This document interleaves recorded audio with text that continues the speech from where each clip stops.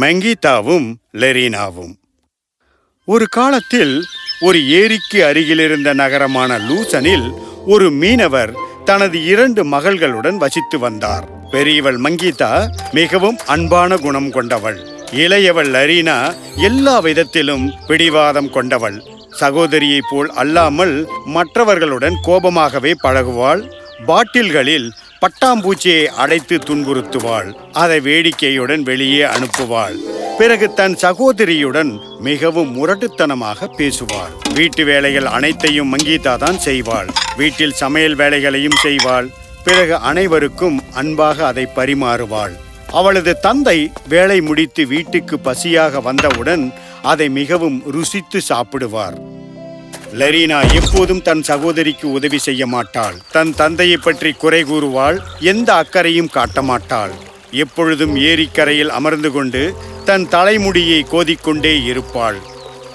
இந்த ஊரில் மிகவும் அழகான பெண் நானாக தான் இருக்க வேண்டும். என்ன சொல்கிறேன் நான்? இந்த முழு ராஜ்யத்தில் என்னை விட அழகானவள் யாருமே இல்லை. இந்த ஊரில் யாரு இருப்பாள்? ஒரு நாள் உடல்நலை குன்றி மீனவர் இறந்து விடுகிறார். மங்கீதாவோ மனமுடைந்து விடுகிறாள். அழுதாள். மணிக்கணக்கில் அழுது கொண்டிருந்தாள். ஆனால் அவளது தோளில் குடும்ப பொறுப்பு இருப்பதை உணர்ந்தவுடன் எழுந்து அப்பாவிடம் ஆசீர்வாதம் வாங்கினாள். பிறகு அமைதியாக அங்கிருந்து புறப்பட்டு குடும்ப சூழலை பற்றி லாரீனாவிடம் பேசப் போனாள். ஆனால் லாரீனாவோ வழக்கம் போல ஏரியின் அருகே அமர்ந்து கொண்டு தனது அலங்காரத்தை கவனித்துக் கொண்டிருந்தாள். சகோதரி, ஒரு முக்கியமான விஷயத்தை பற்றி உன்னுடன் பேச வந்திருக்கிறேன். இப்போது இங்கிருந்து போ. நான் வேலையில் இருப்பது உனக்கு தெரியவில்லையா? ஆனால் நான் அதிக நேரத்தை எடுத்துக்கொள்ள மாட்டேன். சரி, என்னவென்று கூறு. என்னவென்றால், இப்போது தந்தை நம்முடன் இல்லை. நமக்கு உதவி செய்ய யாரும் இல்லை. எனவே தினமும் சந்தையில் சென்று மீன் விற்று வரலாம் என்று நினைக்கிறேன். அது போதுமானதாக இருக்கும் என்று எனக்கு தெரியாது. ஆனால் முடிந்தவரை முயற்சிப்பேன். சரி, உனக்கு என்ன செய்ய வேண்டுமோ செய். இப்போது என்னை தனியாக விடு. நீ என்னுடன் இவ்வளவு கொடூரமாக இருக்க வேண்டியதில்லை. நான் உன்னை நேசிக்கிறேன். உனக்கு தெரியும் தானே? ஓ, எனக்கு உன் அன்பு தேவையில்லை சகோதரி. நான் தவறான குடும்பத்தில் பிறந்து விட்டேன். ஆனால் இதை அறிந்து கொள், விஷயங்கள் எப்போதும் ஒரே மாதிரி இருக்காது. நான் ஒரு நாள் கண்டிப்பாக ராணியாகி இந்த பரிதாபகரமான நகரத்தையும் உங்கள் அனைவரையும் விட்டு சென்று விடுவேன். எனக்காக ராஜகுமாரர் வருவார். நீயே பார்ப்பாய். மங்கீதா பெருமூச்சு விட்டாள்.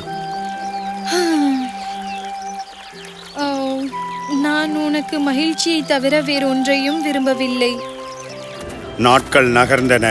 மங்கீதா தானும் தனது சகோதரியும் வாழ்வதற்காக மிகவும் கடினமாக உழைத்தாள்.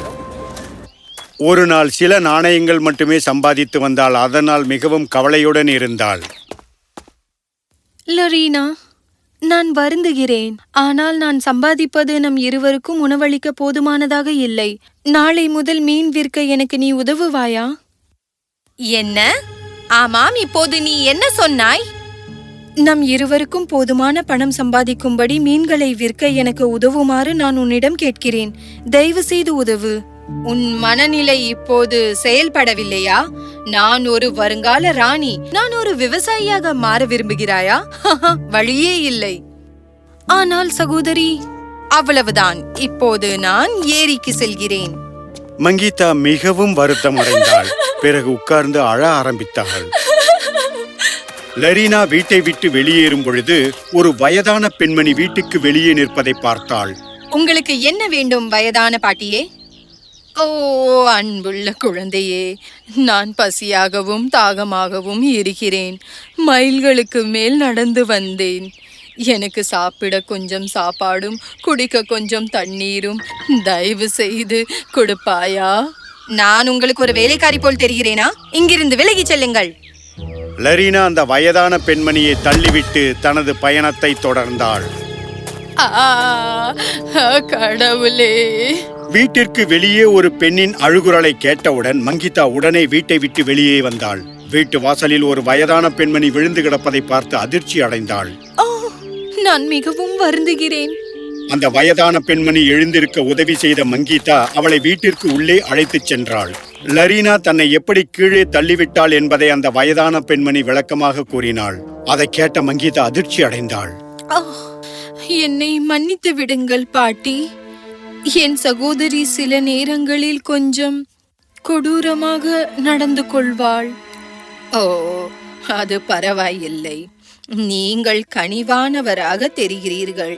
நீங்கள் எனக்கு சாப்பிட கொஞ்சம் உணவையும் குடிக்க கொஞ்சம் தண்ணீரையும் கொடுத்தால் நான் இங்கிருந்து கண்டிப்பாக விரைவில் சென்று விடுவேன். மங்கீதா தலையசைத்து தன்னிடமிருந்த ஒரே ஒரு ரொட்டியை அவளிடம் கொண்டு வந்து கொடுத்தாள். அத்துடன் ஒரு கிளாஸ் தண்ணீரும் கொடுத்தாள். வயதான பெண்மணி அந்த ரொட்டியை சாப்பிட்டுவிட்டு தண்ணீரை குடித்து சந்தோஷம் அடைந்தாள். ஓ, மிக்க நன்றி குழந்தையே. நீங்கள் ஒரு கனிவான ஆன்மா. இதை சொல்லிவிட்டு வயதான பெண்மணி வெளியேறினாள். மங்கீதா வெறும் வயிற்றுடன் தூங்கினாள். சில நாட்களுக்கு பிறகு மங்கீதாவுக்கு நோய்வாய்ப்பட்டு அவள் படுக்கையில் இருந்தாள். லரீனாவோ வழக்கம் போல எதை பற்றியும் கவலைப்படாமல் இருந்தாள். சகோதரி, தயவு செய்து சந்தைக்கு சென்று மீன்களை விற்று வா.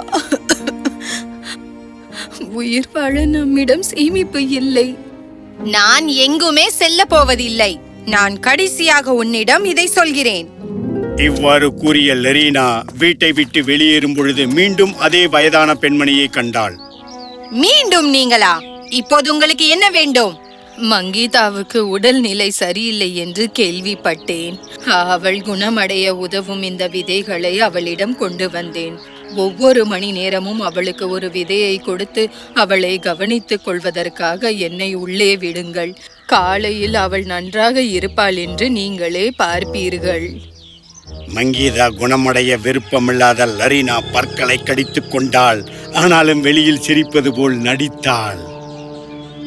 ஓ, நீங்கள் சிரமப்பட வேண்டியதில்லை. அவள் என் சகோதரி. விதைகளை என்னிடம் நீங்கள் கொடுங்கள். அவள் கவனமாக எடுத்துக்கொள்வதை நான் உறுதி செய்வேன். நீங்கள் பார்த்துக் கொள்வீர்களா? ஆமாம், கண்டிப்பாக.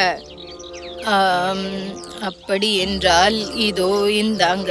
லரீனா வயதான பெண்ணிடமிருந்து விதைகள் கொண்ட பையை வாங்கினாள். மங்கீதாவின் உடல் மிகவும் மோசமடைந்தது. இரவு முழுவதும் அவளால் உறங்கவே முடியவில்லை. உடல் வலியின் காரணமாக இங்கும் அங்கும் புரண்டு படுத்துக் கொண்டே இருந்தாள். கண்கள் மஞ்சள் நிறமாக மாறின. சகோதரி துன்பப்படுவதை பார்த்த லரீனாவுக்கு மிகவும் மகிழ்ச்சியாக இருந்தது. மருந்து விதைகளை பற்றி ஒரு வார்த்தை கூட கூறாமல் அதை தனது படுக்கைக்கு அடியே மறைத்துவிட்டாள்.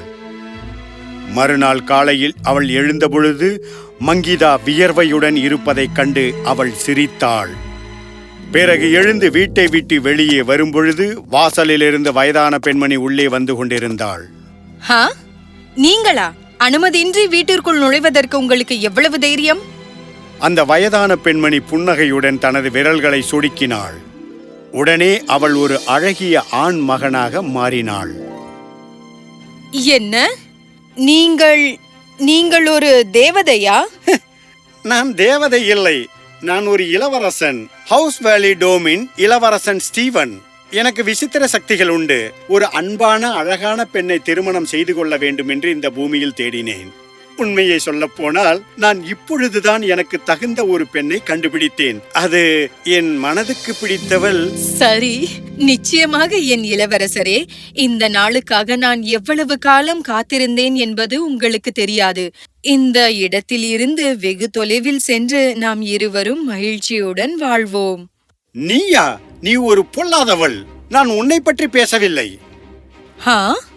இளவரசன் ஸ்டீவன் மங்கீதாவின் பக்கம் தனது பார்வையை திருப்பி பிறகு கண்களை மூடிக்கொண்டான். அவனை சுற்றிலும் ஒரு பொன்னிறமான ஒளி தோன்றியது. கண்களை மூடிக்கொண்டு கட்டிலில் படுத்திருந்த மங்கீதாவை சுற்றிலும் அதே பொன்னிற ஒளி ஒளிர்ந்தது. அங்கு நடப்பவைகள் அனைத்தையும் ஆச்சரியத்துடன் லரீனா பார்த்து கொண்டிருந்தாள். உடனே மங்கீதா தனது கண்களை திறந்து எழுந்தாள். மிகவும் குணமடைந்தவளாக எழுந்தாள். இளவரசன் ஸ்டீவன் கண்களை திறந்தவுடன் பொன்னிற ஒளி மறைந்தது.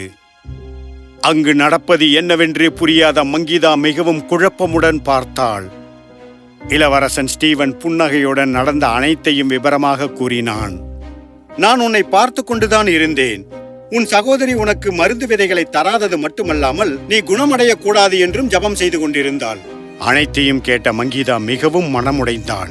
அவள் தனது தங்கையின் பக்கம் பார்வையை திருப்பி, சகோதரி, ஏன் ஏன் என்னை இவ்வளவு வெறுக்கிறாய்?